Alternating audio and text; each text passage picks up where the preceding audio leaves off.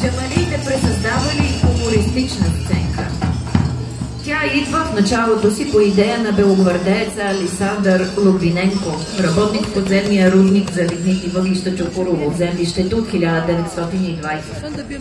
По негов сценарий с помощта на съпругата му се ушиват костюми и се пресъздават образите на добрия цар Максимилиан, царския син Адолф, скороход маршал, двама гвардейци, черна арапиня, доктор.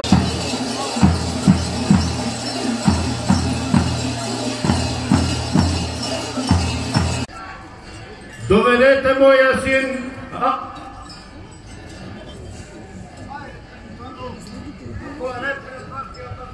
Татко Роден, за какво си ме повикал? Къде ходиш, къде скиташ? Защо не изпълняваш моите заповеди? Аз съм скитник и скитник ще бъде. Много царства съм водил.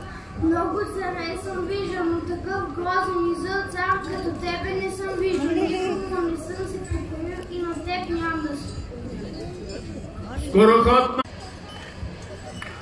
убийте това черно тело!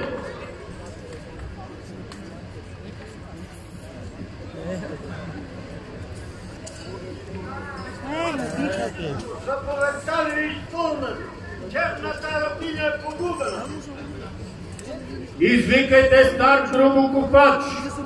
Стар гробокопач! Къде? Аз го дойда.